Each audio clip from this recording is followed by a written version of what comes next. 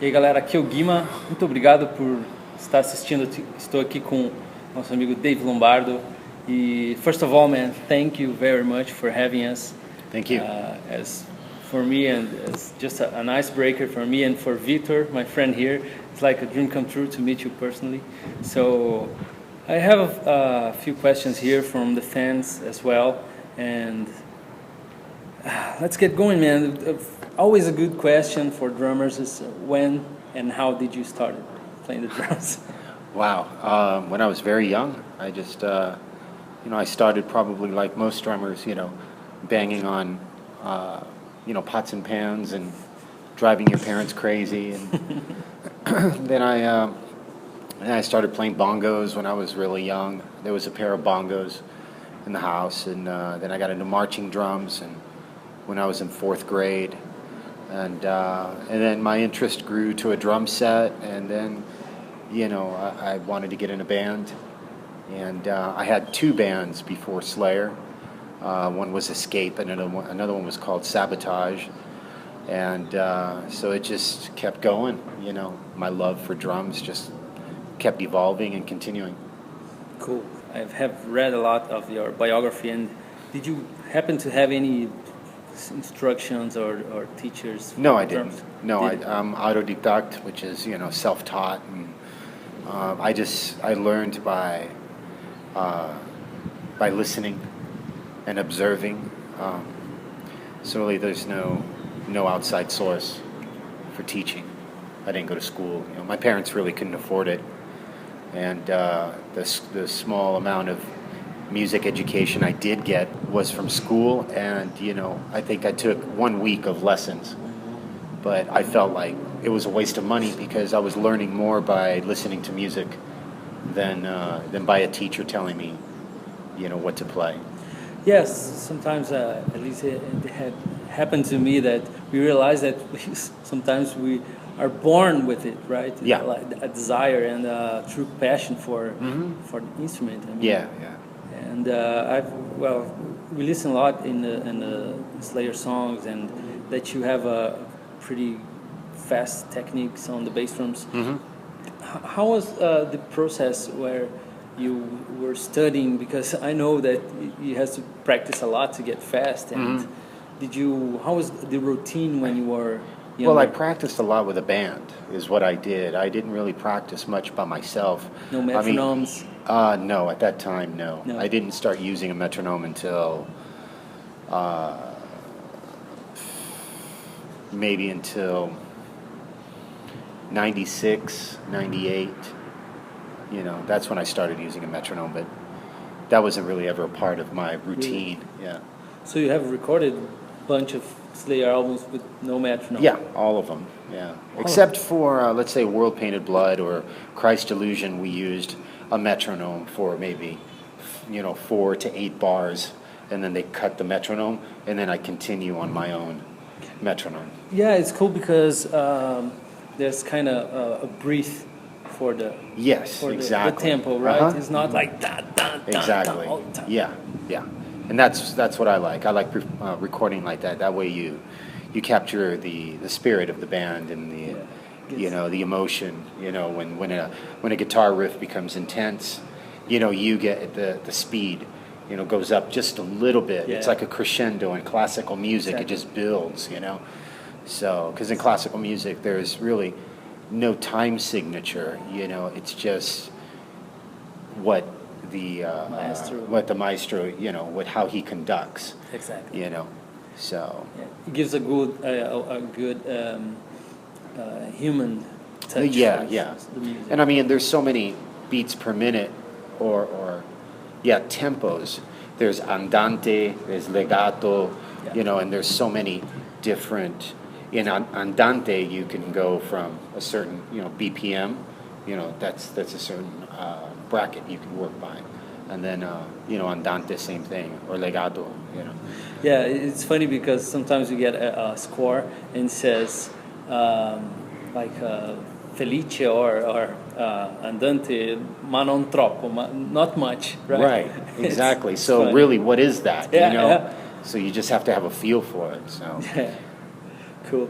So you're here in Brazil for what, 10 clinics? 10 clinics, 12 days, yeah. Cool, man. This must be like a real tour for Yeah. like, from city to city. Uh-huh. Yeah. Solo, you know. Yeah, you've That's done without a doubt. Salvador and Brasilia so far. Correct. Okay. How was the reaction of the public? Oh, great, great. The kids love it. We have a really good conversation. There's really good interaction between the fans and I. I speak Spanish to them, Yeah. and they understand. You know, I feel bad because I don't know how to speak Portuguese, but I understand a little bit of Portuguese, of course, because of the Latin roots. Yeah. So it's just we make it happen, and it's a lot of fun. Yeah. The important part is that music's like a universal, It's universal, yeah. kind of Uh-huh. language. So we have a few questions from the fans, but before that, I have one here myself. Do you play on the bass drums? Do you play heel up or heel down? Heel up. Heel up. Okay. More power, more. Of course, yeah. You can't play this kind of music with heel down, you know. Your shins would hurt really bad. It's just impossible. You can't get the attack. Maybe if you play a soft jazz, you know, yeah, you'd play heel down, but... Did you ever experience some of the like new techniques, heel toe, or no? No. No need. Okay. No. I use, the technique I use is what I feel most comfortable with. You know. Mostly single strokes. Mostly single strokes, some double strokes. Okay. You know, but not a lot because in the style of music that I'm playing, you know, there's really not a lot of power behind doing, you know, double strokes. You Yeah. know, it's more single strokes, you get more power. You just have to have, you know, a lot of variations between the toms and the snare drum, you know, to keep it Yeah. interesting. Yeah. When you play sextuplets, is that right? Sextinas. Sextuplets. Yeah. You happen to use like 1 and 2, like dun dun dun dun dun dun dun dun dun dun, dun, or no? Yeah, I can do that. Yeah. I've done. I haven't had the necessity to do that, but yeah, it can be done. Yeah. Yeah. Yeah, it's the only way I can play Yeah, yeah. sextuplets. So, some of the fan questions here. We have Tiago Serrano, which asked if you have ever happened to study Brazilian rhythms.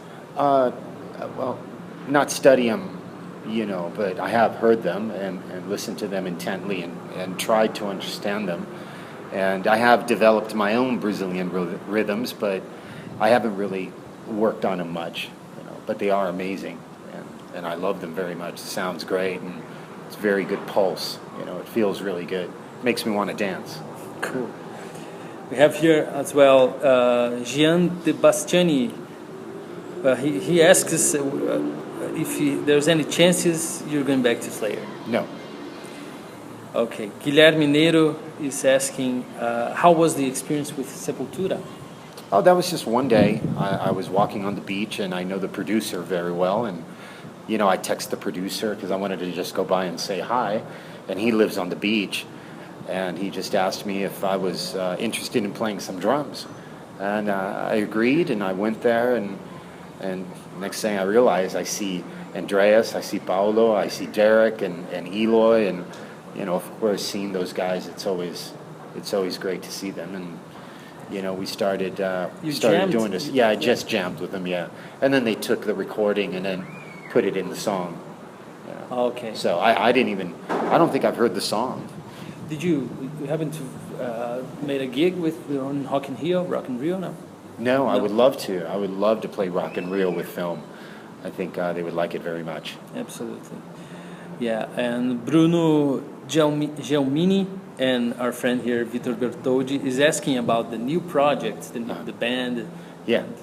Well, it's a trio, which is different than most projects I've had. They consist of obviously a bass player, guitar player. He sings. Bass player's name is Pancho Tomaselli. He's from Ecuador. He's and he lived in Venezuela for many years and is now in the States. He plays in a band called War, and Tower of Power, cool. And Jerry used to have a band called Civil Defiance. And I met Jerry back in '95, and great musicians. As you'll probably hear in the new album that we're going to release in September.